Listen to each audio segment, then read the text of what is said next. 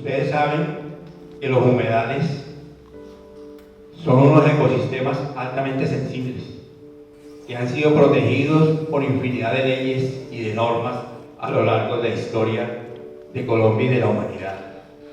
Históricamente, los humedales han sido vistos como un problema de qué hacer con las obras antrópicas, que son las que han generado la desecación paulatina de nuestros humedales y por ende la pérdida de sus bienes y servicios. La ciénaga no tiene salida, no tiene la dinámica que tenía antes. Antes no se inundaban porque la ciénaga no los inundaba ellos, sino que seguía su curso. Porque el canal que hicieron bloqueó la salida del agua de la ciénaga, ¿ya? La ciénaga tenía su entrada y por esa misma entrada se alimentaba de todo, de las larvas, de las semillas de boca chico que venían bajando con la misma agua. Tal vez uno de los problemas ambientales más grandes de la región del Bajo Sino es el que tiene que ver con la desaparición de múltiples ciénagas y sobre eso hay varias cosas para tener en cuenta. El primero es que no es un problema exclusivo de esta zona, sino inclusive es un problema global.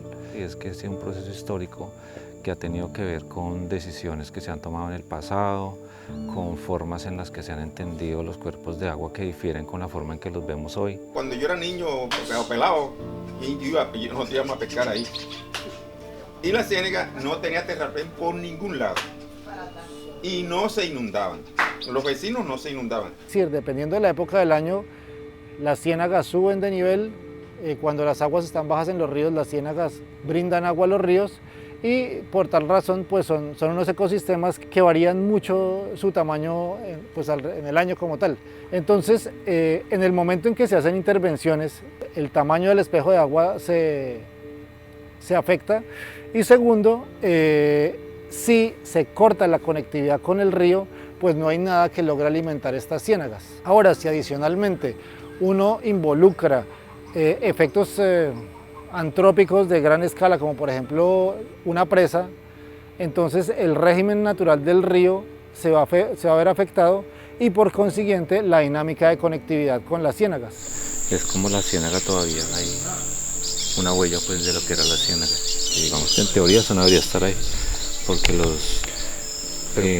digamos que del terraplén para allá se supone que es cultivo de maíz, pero cuando ya recogen la cosecha, empieza a salir esas plantas verdes que son propias de la ciénaga y es como pues la huella de la ciénaga y lo que es como un poco la memoria de lo que queda de lo que había aquí, pero solo aparece cuando ya se cosecha el maíz, después vuelve y desaparece y cuando dejan de estar interviniendo la zona pues aparece de nuevo.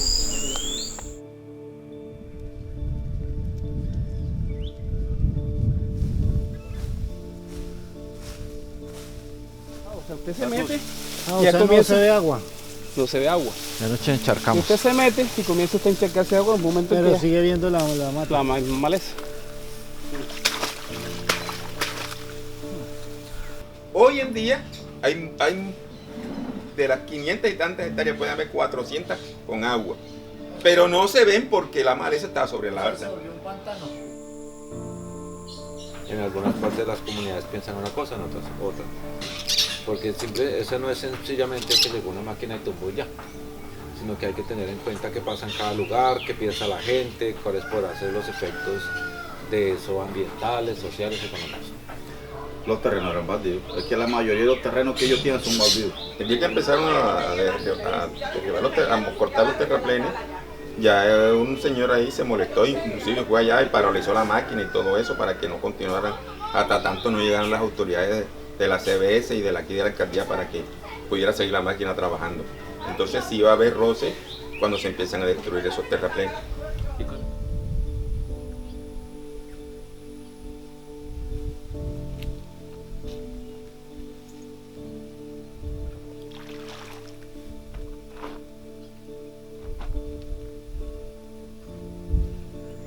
Bueno, un elemento importante que está como en el centro de las preocupaciones en torno al desecamiento de la ciénaga es precisamente el papel del agua. como un elemento, digamos, asociado a la vida no solamente de los humanos, sino de múltiples organismos y también que facilita y permite muchos procesos que son vitales para la sobrevivencia de muchas especies. Entonces, en esa medida, una de las metas, digamos, o de lo que se espera que lograr con la remoción de obras antrópicas y de una gobernanza, digamos, de estas ciénagas un poco más vista en torno a pues que se dé con criterios ecosistémicos, sociales, ambientales, etcétera, es pues la importancia de la conectividad del agua y de cómo esa conectividad y volver a recuperar, digamos, esas conexiones entre el río y las ciénagas, entre las ciénagas y los caños y demás, permiten, digamos, el florecimiento de la vida y permiten precisamente, en la medida en que el agua se esté moviendo, pues va a haber múltiples procesos ecológicos, sociales, económicos y demás se van a empezar como a reactivar de nuevo. No hay que olvidar una cosa, y es que en los análisis que se han hecho de apropiación irregular, por ejemplo, de bienes baldíos en el país, muy a propósito del seguimiento de la sentencia T488 del 2014 de la Corte Constitucional, es que Córdoba es uno de los departamentos que más apropiación irregular de baldíos tiene a través de procesos de pertenencia, ¿cierto? Entonces también ahí hay una necesidad de trabajar la dimensión de la ocupación de esas zonas y de la apropiación irregular,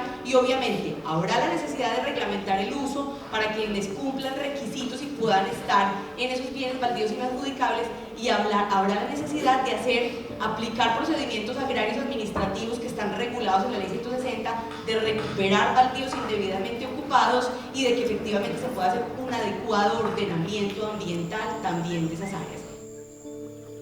Todos los municipios del país y en estas regiones donde hay humedales, tener una certeza prístina, diáfana, clara, de qué es la zona de uso público en los humedales y cuáles son las zonas de propiedad. Pero yo creería que la solución definitiva de todo este problema, y es un tema muy polémico, sería realmente darle el valor que tiene el suelo rural.